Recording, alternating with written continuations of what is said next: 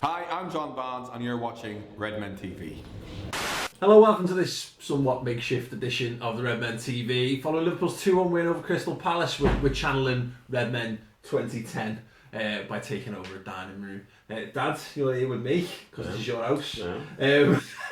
That was Notice that picture's not straight. don't worry, it's not on camera. It's not important. Mad Downer. It was daft.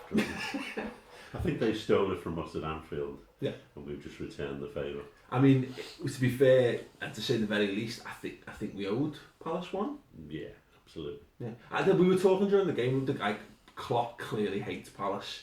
The fact that he was like fucking Crystal Palace earlier in the season and stuff, and I was really confident going into this game, that confidence wasn't borne out because I think the first half we weren't great. It's a very typical game against Palace. There were recent games against Palace where they just managed to bombard us and cause disarray in our defence and score goals. I mean, they could have scored long before they did. Yeah.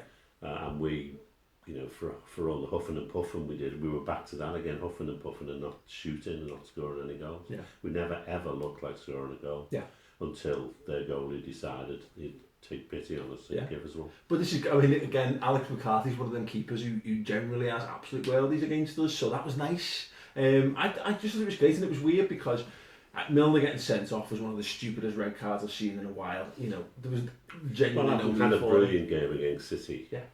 To end up getting sent off. And to be honest, we played better once it was off. Yeah. Yeah. Well, it was a mad one, wasn't it? Because you say we're going, but then down to 10 men, and I don't think there's no one who watched that game. And let me know if you did watching at home, thought we were going to get something from that. The second, you're 1-0 down, you're down to 10 men, you think, oh well, there you go, it's another one of them. But credit as you say, we got a slice of luck, but we kept going. Yeah, I mean, we never looked like scoring when we had 11 men.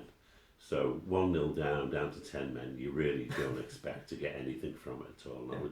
You're just waiting for Balassi to stick a worldie in the top corner or something on you. Balassi turns into Pele versus Liverpool. Yeah. But, I mean, our defence stood out. Sacco and Lovren were excellent at the back. I thought Lovren in particular, actually. Lovren, he won man of the match apparently, didn't he? But yeah, he was excellent. And I was never his biggest fan. And I have to say he was excellent today. Moreno, who's got an awful lot of stick for his defending, handles Sahar as well as anyone can, I would think. Yeah, and he hits the post as well, the great strike. Yeah, it's a fabulous shot, yeah.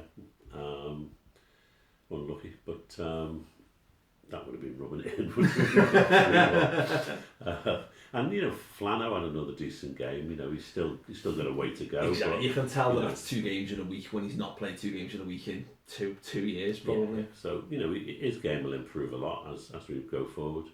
But of course he can't play against United, so it was the obvious game to give him another run. Oh, absolutely. Today. I think there's got to be some credit for Christian Benteke in that game because look, he's out in the cold.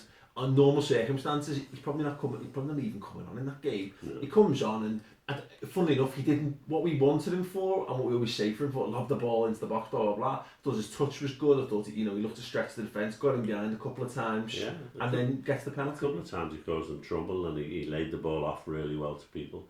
And it was his running in the last seconds of the game basically which got us a penalty. I mean, the guy was stupid for diving in, but he did foul him with his knee, wasn't he? Took his foot out. Yeah. But the penalty was fabulous, wasn't it? Literally the response of just laughing out loud because he's done it. You couldn't have done the keeper any better. Coutinho how to do it. Well, that's exactly, and it's funny about Benteke because he is such a good penalty taker and he's so composed in those situations. And he's proper centre forward. That's what you do, Phil. You feint and you let the goalie dive one way and then you go the other way. You don't actually follow him with the ball. Who knew? It's a simple lesson. It's a simple lesson a lot of people can learn. Who'd have thought Benteke would be the one teaching it to Phil Coutinho? But yeah, and they'll do him good as well because he's been in the depths of despair, hasn't he? And he says post-match and he basically says, and it's such a Kloppism, but like, that's football. You've got to be ready when the manager calls upon you. Fair play to him, and he could have come on and sulked and not done the business, but he's come on. It's limited contact. I said on one of the shows earlier in the week against City, he came on then and he gave their central defence a really rough time. Yeah. They knew he was on the pitch. Company and Otamendi, and he's come on again today and done a little cameo. Yeah, great. Well, fantastic. Who was your man of the match?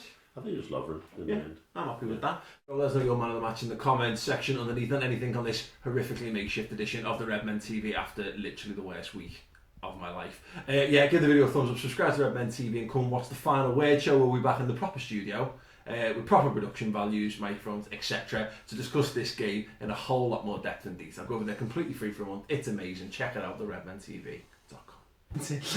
Dion Antonio, people forget Chan is only 22. With his strength, I seriously think he can become one of the most dominating centre midfielders in the world. Yeah, look,